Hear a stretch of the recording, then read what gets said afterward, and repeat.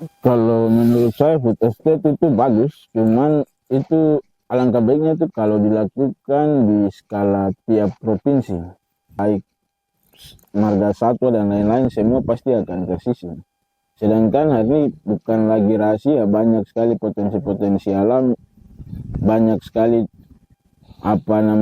sumber daya alam yang belum teridentifikasi, dan kemungkinan di lahan-lahan yang terbuka nanti hal-hal itu akan menjadi korban atau bisa belum sempat terdata dan hilang. Ketika salah satu menjadi korban, kan masyarakat mana atau negara itu dia memproteksi atau berpihak ke masyarakat yang mana. Contoh masyarakat, jangan kita lihat hanya sebagai masyarakat, tapi ketika kita lihat dia lebih ke arah lingkungan, maka hak semut, hak nyamuk, hak lalat untuk hidup pun harus kita perhatikan. Hari ini PBB juga telah mengeluarkan bahwa status tanah atau kadar tanah itu di 2030 hingga 2035 itu tanah itu sudah tidak lagi subur atau tidak lagi produktif. Itu karena apa? Hal-hal sepele itu. Karena tumbuhan bukan hanya menjadi tempat untuk melindungi tanah, tetapi ada banyak komponen, contoh daun dia jatuh kemudian hancur menjadi pupuk, ada kehidupan hewan-hewan di situ yang beraktivitas, baik itu untuk makan buah yang menghancurkan daun, menyuburkan tanah dan lain-lain. Ketika satu pohon itu ditebang, maka runutan panjang itu semua.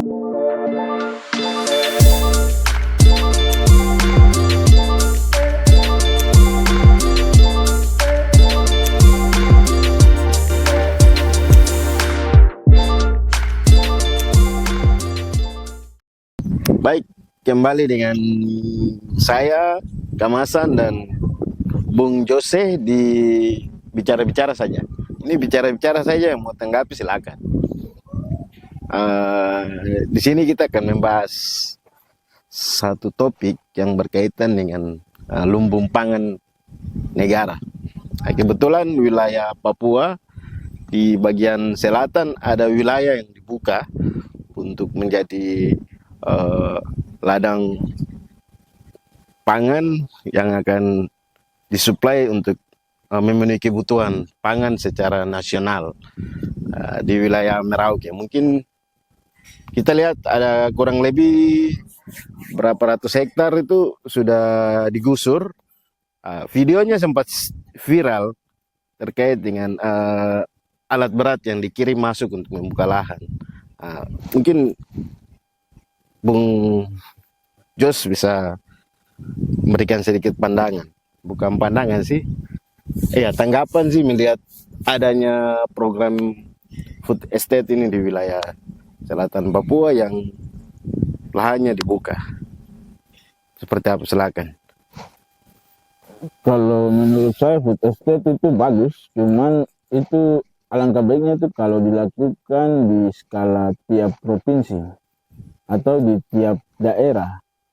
Jadi di Papua berapa jumlah populasi penduduk itu dikonversikan ke berapa luasan wilayah yang dibutuhkan untuk menghasilkan berapa jumlah pangan yang tersedia. Kemudian contoh di Kalimantan, di Sumatera dan lain-lain. Kalau misalnya semua yang hari ini sudah terjadi difokuskan ke Papua, kita lihat hari ini dunia lagi gencar-gencarnya untuk jaga iklim.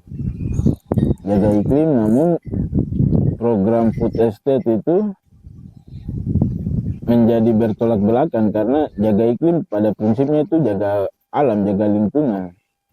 Tapi food estate itu mengharuskan untuk mengubah kawasan hutan itu menjadi lahan pertanian.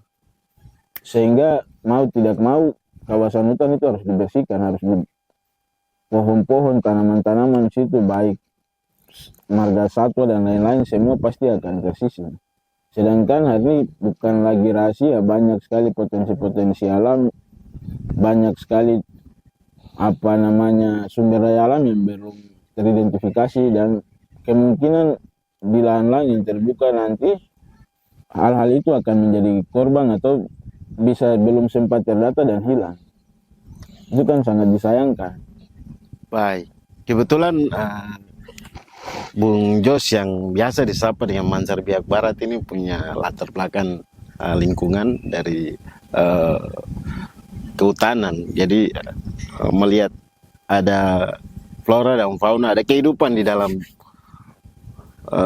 wilayah yang saat ini digarap.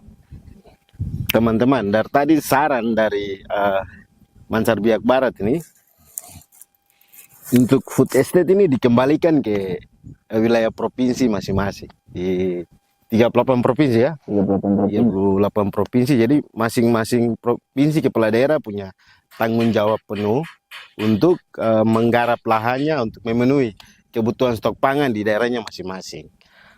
Saya pikir juga bagus karena tidak menjadi tanggung jawab besar. Artinya kalau dengan semua diberikan ke Papua, berarti lahan yang akan digusur semakin besar ya. Tapi kalau dibagi ke wilayah masing-masing, daerahnya juga kan lahannya tidak terlalu besar ya. Baik, mungkin begini Kakak Jos, di Papua karena mungkin banyak lahan tidur kah? Atau mungkin pandangan mereka lahan kosong kah? Karena mungkin jumlah penduduk yang tidak begitu banyak dan wilayah masih hutan sehingga mereka berpikir oh ini bisa nih lahan-lahan tidur banyak bisa kita kelola untuk. Kalau menurut saya mungkin bukan lahan tidur atau apa, namun mungkin penerjemahan undang-undang dasar yang menjamin segala sumber daya alam, tanah dan isinya dan sebagainya itu dipergunakan Dikelola dan dipergunakan untuk kepentingan negara, itu yang mungkin penerjemahannya sangat terbatas. Karena ketika kita bicara kepentingan negara, maka tidak akan terlepas dari kepentingan masyarakat. Karena komponen inti dalam sebuah negara adalah bangsa dan masyarakat. Ketika salah satu menjadi korban, kan masyarakat mana atau negara itu dia memproteksi atau berpihak ke masyarakat yang mana. Contoh masyarakat, jangan kita lihat hanya sebagai masyarakat, tapi ketika kita lihat dia lebih ke arah lingkungan, maka hak semut, hak nyamuk, hak lalat untuk hidup pun harus kita perhatikan. Hal yang sering dibicarakan dalam teori-teori lingkungan yaitu butterfly effect, itu ketika kepakan kupu-kupu di Amazon menyebabkan puting beliung di New York, itu akan terjadi. Itu bukan hal kecil, namun kita lihat dampak ketika pembukaan lahan. Di sana ada karbon yang tidak bisa terserap. Karbon itu akan memicu untuk efek panas global dan lain-lain, sehingga bukan hal yang tidak mungkin kita punya stok pangan banyak, tapi permukaan air yang terus meningkat, panas yang terus tinggi, maka kita akan sia-sia juga. Bukan hanya itu, tapi hari ini PBB juga telah mengeluarkan bahwa status tanah atau kadar tanah itu di 2030 hingga 2035 itu tanah itu sudah tidak lagi subur atau tidak lagi produktif. Itu karena apa? Hal-hal sepele itu. Karena tumbuhan bukan hanya menjadi tempat untuk melindungi tanah, tetapi ada banyak komponen. Contoh daun dia jatuh kemudian hancur menjadi pupuk, ada kehidupan hewan-hewan di situ yang beraktivitas, baik itu untuk makan buah yang menghancurkan daun, menyuburkan tanah dan lain-lain. Ketika satu pohon itu ditebang, maka runutan panjang itu semua akan hilang dan akan berdampak pada tanah yang tidak subur. Dan hal yang tadi saya sampaikan itu di 2035 itu pasti akan terjadi karena tanah sudah tidak subur lagi. Baik, nanti kalau bicara soal stok pangan dan pembukaan lahan berarti berkaitan ini pembukaan lahan ya untuk penanaman kembali. Tapi sejauh ini kita lihat ya banyak video-video yang viral baik di TikTok, Facebook dan YouTube terkait dengan keresahan dari masyarakat adat bahwa ada perusahaan masuk tanpa izin untuk mengambil menggusur lahan mereka. Artinya ada kehidupan di situ, menjadi tempat untuk mereka mencari makan, ada adat istiadat yang dilakukan dalam satu wilayah. Tapi saya bingung nih, ini Pertanyaannya ini saya bingung. Saya mau tanya apa ini? Saya jelaskan panjang tapi saya bingung. Artinya ini toh ada kehidupan di situ. Ini juga perlu dilihat negara ya, pengambil kebijakan. Iya, karena ketika kita bicara masyarakat, tidak bisa dari barat hingga timur itu kita menasionalisasikan semua kategori masyarakat itu sama.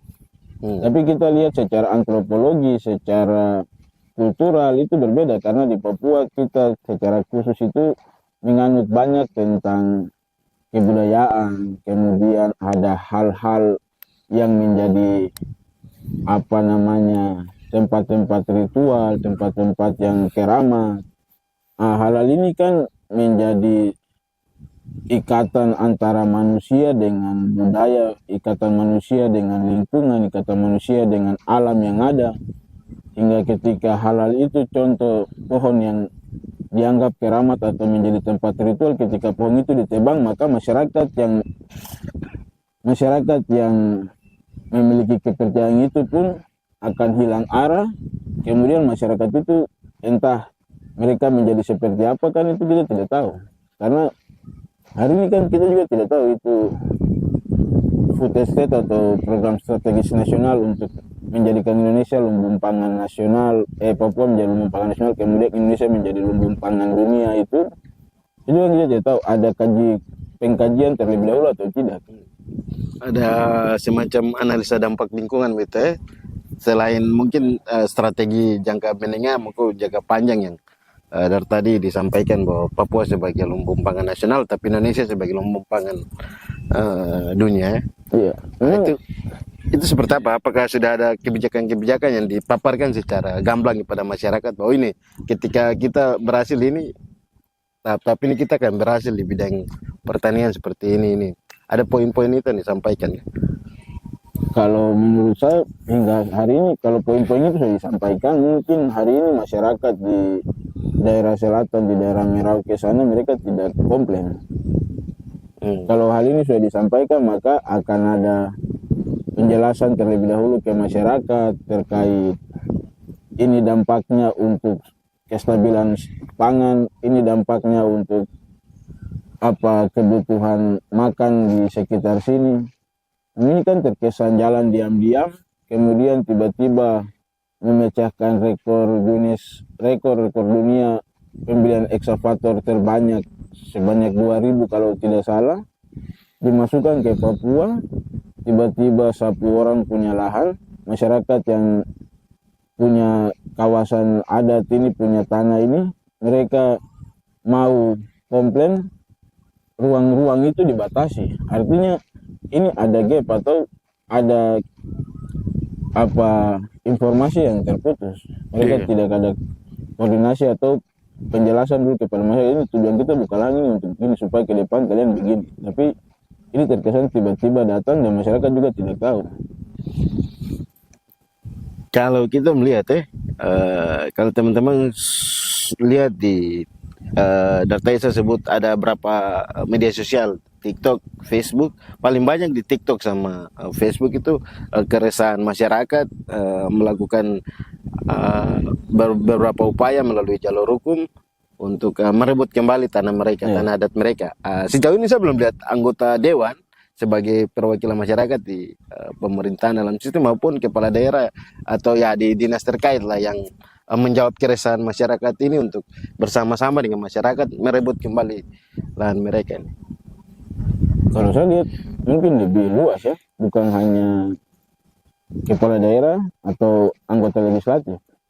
Tapi saya lihat ini ketika kita berbicara kawasan, berbicara masyarakat, berbicara wilayah, maka semua komponen, semua organ itu harus terlibat. Baik itu agama, pemerintah, ataupun legislasi, semua harus terlibat.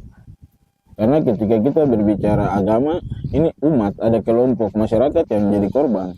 Ketika kita berbicara pemerintah, bagaimana mereka menjaga, memproteksi masyarakat yang ada di kawasan mereka. Ketika begitu pun terjadi kepada legislasi, badan atau anggota dewan, bagaimana mereka memproteksi masyarakat lewat aturan-aturan yang bisa melindungi bukan hanya masyarakat, tetapi juga melindungi kawasan yang ada di daerah tersebut. Tapi memang menurut saya hari ini semua diam. Baik termasuk yang anggota Majelis Rakyat Papua juga, yang sebenarnya sebagai lembaga representasi masyarakat adat untuk MRP Setanah Papua yang sempat melakukan pertemuan 2 atau 3 kali sangat saya apresiasi, namun sangat disayangkan karena hasil pertemuan asosiasi MRP Setanah Papua itu hanya mengakomodir tentang politik, hak politik, ya. tetapi hak masyarakat atas tanah, hak masyarakat atas air, hak masyarakat atas lingkungan itu dilupakan. Baik teman-teman, satu catatan ini perwakilan masyarakat yang masuk di lembaga MRP lebih berbicara soal hak politik, artinya berbicara soal bagi-bagi jabatan saja, tapi hak masyarakat adat itu tidak dikawal dengan baik. Ini nanti menjadi topik berikut, tapi kita kembali ke food estate dulu ya teman-teman. Mungkin sampai di situ dulu, masih ada banyak tapi kita dibatasi dengan ruang dan waktu, jadi cuaca juga tidak mendukung, tidak bersahabat, tidak berkawan dan lain sebagainya. Jadi kita akan kembali di frekuensi dan waktu yang sama lagi. Selamat bertemu kembali di bicara-bicara.